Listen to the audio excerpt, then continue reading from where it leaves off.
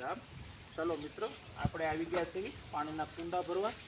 કુંડા પણ ભરવાના છે અને શણ પણ નાખવાની છે. જો કુંડા પણ આપણે થોડાક વધાર્યા છે એટલે પહેલાં પાણી ભરી દઈએ, પછી શણ.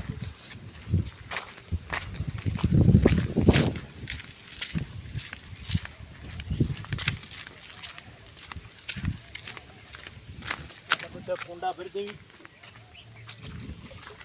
પછી પંછીઓને જમવાનું આપી દઈએ. મિત્રો, તમારો બધાને ફોલો કરવાનો ભૂલતા નહીં. તમે જેટલો ફોલો કરશો ને એટલું મને સેવા કરવાની હિંમત આવશે.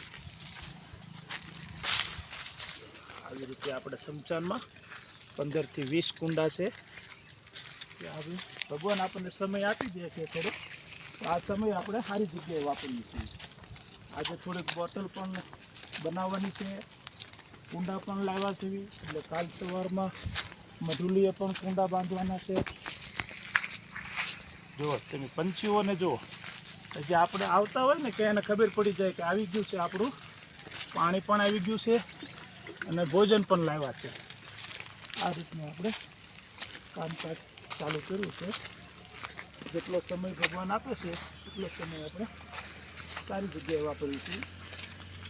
અને તમારા બધાના ભાવથી જ આ બધું કામ થાય છે. તમે જેટલો ફોલો કરો ને એટલી મારી હિંમત વધે.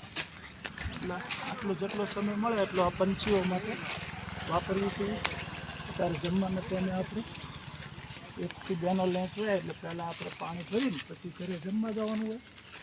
જમીન પછી પછી એક કુંડું બાંધવાનું છે. એક માળી છે એ 90 વર્ષના છે, અહીં એમ કીધું કે મને એક કુંડું ને એક સાઈન બાંધી દીજીએ, હું 5 કુંડું ભરીશ. એટલે જો આપણામાંથી મોટા માવતરને પણ ઈચ્છા થતી હોય એટલે આપણને એમ લાગે કે આપણી સેવા ફળે છે, એટલે હિંમત વધારે આવે છે આમાં. એટલે આ રીતનું આપણે કાર્ય ચાલુ કર્યું છે. આ કાર્ય તો આપણે અત્યારે તો વિડીયો બનાવી, પણ વિડીયો નહોતો બનાવતો એ પહેલાંથી આ કાર્ય તો ચાલુ જ હતું. આપણે ચણ નાખવાનો, કૂતરાની ટીકડી નાખતા, આ કાર્ય તો આપણે સાચો સમયથી ચાલુ હતું. પણ આપણને એમ થયું કે હવે વિડીયો બનાવી તો આપણામાંથી કોઈક શીખે અને આમાં કોઈક જગ્યા જોવે કે આ જગ્યાએ પાણી ભરે તો કારક એ પણ ભરી દે છે. સપોર્ટ કરે છે, ગામના કરે છે, બહારના પણ સપોર્ટ કરે છે. અને આ સપોર્ટના લીધે જ થાય છે. જો આ બોટલ બાંધી હતી, બોટલ, અને જમવામાં એને સારું પડે છે કે એને જોતા પૂરતું ભોજન મળી જાય છે, જેથી કરીને એને ગોતવું નથી પડતું. એટલે એ લોકોને આપણે અંદર ગળવી ને એટલે એને ખબર પડી જાય છે કે આપણું ભોજન પણ આવી ગયું છે અને પાણી પણ આવી ગયું છે. એટલે એ લોકોને આનંદ આવી જાય કે ચાલો આપણું કામ આસાન થઈ ગયું છે. પહેલાં બધી બોટલો ભરવાની છે, પણ પહેલાં બધું પાણી બધું ભરેલી 20 કુંડા છે. આ ચબૂતરામાં પણ પાણી ભરવાનું છે. પંખીઓ બધા આમ મોજમાં આવી જાય છે કે હાલો આવી ગયા છે, આવી ગયા. પહેલાં તમને બધાને પાણી ભરી દઉં અને પછી જમવાનું આપી દઈએ. આ રીતનું કાર્ય છે. આપણને સમય આપી દે છે ભગવાન, અને તમારા બધાના પ્રેમથી જ આ કાર્ય કરવાને આપણને વધારે હિંમત આવી છે. કે બોલતા નહોતું આવડતું પણ આ બધું શીખવાડી દે, સમય શીખવાડે ને કે સેવાના કાર્યમાં તો હિંમત આવી જાય એ જ ઘણું કહેવાય. નકર અત્યારે સમય જ નથી કોઈ પાસે. પહેલાં કરતામાં જ આપણે કહીએ ને કે સમય તો છે જ નહીં, પણ ભગવાન આપણને સમય સવારે પણ આપે છે, બપોરે પણ આપી દે છે 15-20 મિનિટ, અને સાંજે આપણને બોટલો ભરવાનો, પછી આ ઘરે જઈને કુંડા બનાવવાનો એ બધો સમય આપી દે છે. આપણે બીજી જગ્યાએ નથી વાપરતા, આ સારી જગ્યાએ વાપરીશું. અને આપણે તો ગામડાને કેવી છે કે તમે તારા બોટલો લઈ જાઓ અને ગામમાં તમને જ્યાં તમારા ઘર પણ લોકેશન આવતું હોય કે પંછી મને મળે એ જગ્યાએ બાંધો, જેથી કરીને પંછીઓને મજા આવે. અને અત્યારે તો ફૂલ તડકો તપી રહ્યો છે. આપણે ખાલી હાલીએ છીએ તો આપણે જો તમે હાલવામાં અત્યારે પરસો વળી જાય છે, તો પછી આ પંછીઓ તો ક્યાં જાય. એટલે આ રીતનું આપણે બધું કાર્ય ચાલુ રાખવી છે અને મજા આવે છે આપણને. મને તો શોખ પહેલેથી પંછીઓ ઉપર, કૂતરા ઉપર, ગાયો ઉપર પહેલેથી જ શોખ હતો. મને સમય મળતો ને એટલે હું આ લોકોની પાસે વયો જ આવતો.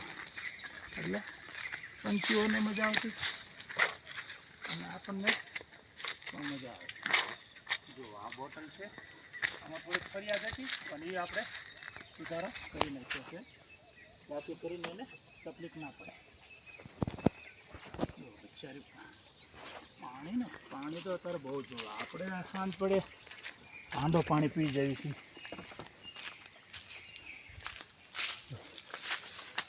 આ રીતનું આપણું કામકાજ છે.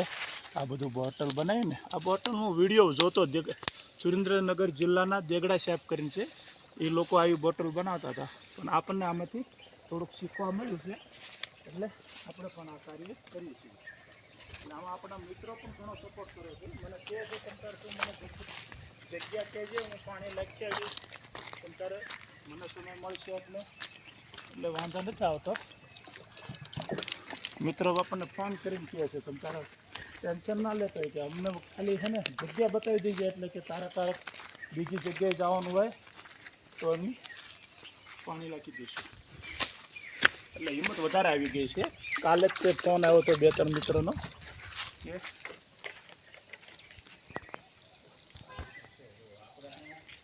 સેવા કરી લેવાની, પછી દાદાના દર્શન કરીને પછી વયા જઈએ.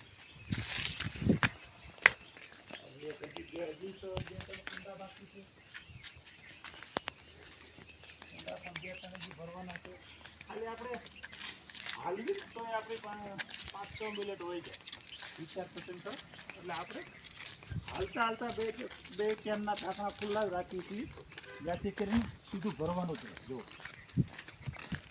કેટલું મોજમાં આવી જાય એમ થઈ જાય. બસ આવી ગયો આપણે જમવાનું. આવી રીતે નીચે ઉપર બધે બાંધી દઈએ. બોટલો પણ હવે એને ખબર પડી ગઈ છે એટલે પૂરતું ભોજન લઈ લેશે.